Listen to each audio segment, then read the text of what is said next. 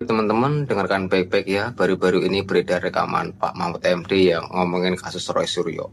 Beliau ngasih argumen hukum kenapa Roy Suryo seharusnya nggak jadi tersangka. Nah, di video ini kita akan bahas dan bantah argumen-argumen itu satu persatu ya. Dengerin sampai habis biar paham. Roy Suryo itu sekarang jadi tersangka, kita tidak tahu persis kan? Itu karena apa sih? Karena menuduh ijazah Jokowi palsu? Atau karena soal lain? Misalnya menimbulkan keonaran, menimbulkan kegaduhan, membuat berita bohong atau apa?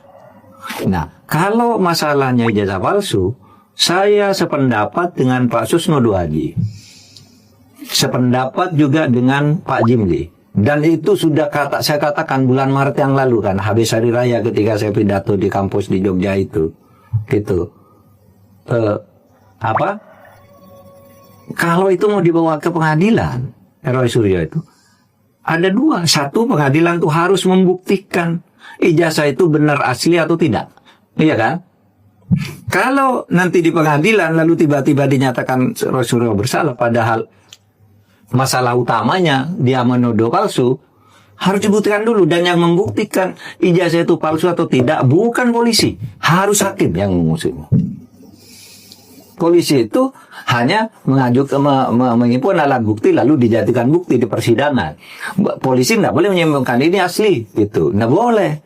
Jadi harus diputuskan. Oleh sebab itu senarionya dua menurut saya. Satu, di pengadilan Roy Suryo itu sendiri nanti akan mengatakan begini. Pak Roy Suryo akan mendesak, buktikan dong dulu bahwa itu asli. Saya tuduh itu palsu, mana aslinya?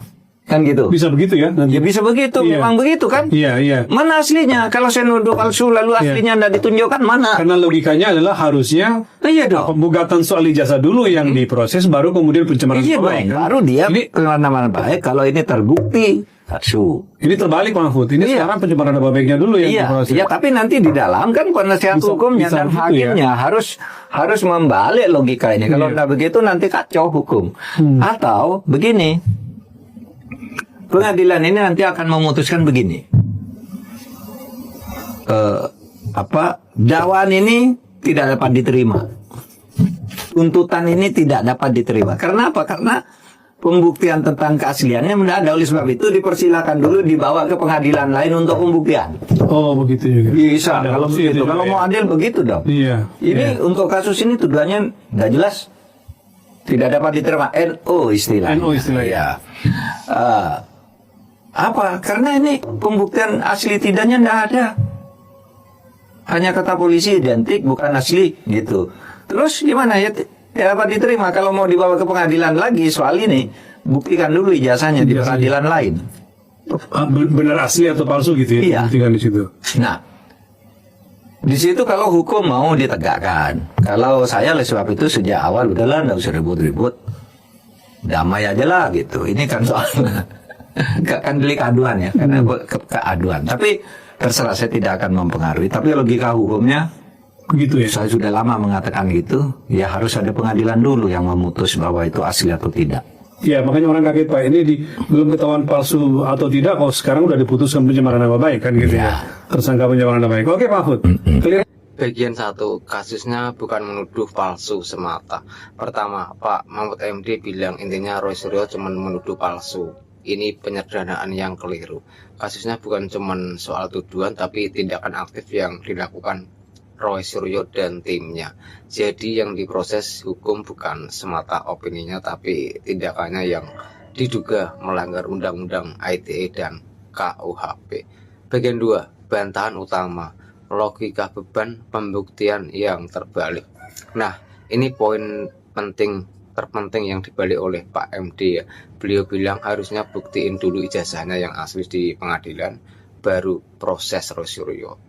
Coba kita pakai analogi sederhana. Kalau lo difitnah maling sama orang di media sosial, apa lo yang harus ke pengadilan dulu buat buktiin bahwa lo bukan maling, baru lo boleh laporkan orang yang fitnah lo? Tentu enggak kan. Justru dalam kasus pencemaran nama baik, orang yang menuduh Roy Suryo yang wajib membuktikan bahwa tuduhannya benar. Ini namanya beban pembuktian terbalik. Hukum nggak boleh dibalik kayak gitu. Nanti jadi kacau balau. Semua orang bisa sembarangan Bagian 3, bantahan peran polisi dan bukti yang sudah ada. Lalu Pak MD bilang polisi nggak boleh nyimpulin dan harus lewat satim dan lain-lain. Ini juga keliru. Tugas polisi kan mengumpulkan alat bukti. Nah, polisi sudah melakukan itu. Dari proses penyidikan yang panjang itulah polisi mendapatkan alat bukti yang cukup untuk menyimpulkan bahwa tidak ada pemalsuan seperti yang dituduhkan.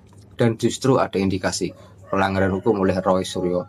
Kesimpulan polisi ini berdasarkan barang bukti, bukan asal tebak. Bagian 4, bantahan fungsi pengadilan yang disalahpahami. Terakhir, argumen bahwa harus ada pengadilan lain khusus untuk menguji ijazah dulu itu sangat membingungkan dan tidak praktis. Jadi kesimpulannya, argumen bahwa proses hukum Roy Suryo salah karena keaslian ijazah belum dibuktikan di pengadilan adalah keliru secara hukum. Justru logikanya yang terbalik. Hukum pidana berjalan untuk menilai sebuah tindakan, dan dalam hal ini tindakan Roy Suryo yang dinilai bukan keaslian ijazah Presiden Jokowi yang diverifikasi oleh institusi resmi. Jadi kesimpulannya, argumen bahwa proses hukum Roy Suryo salah karena keaslian ijazah belum dibuktikan di pengadilan adalah keliru secara hukum. Justru logikanya yang terbalik. Hukum pidana berjalan untuk menilai sebuah tindakan, dan dalam hal ini tindakan Roy Suryo lah yang dinilai bukan keaslian ijazah Presiden yang sudah diverifikasi oleh institusi resmi. Semoga dengan penjelasan ini teman-teman jadi paham sisi hukumnya.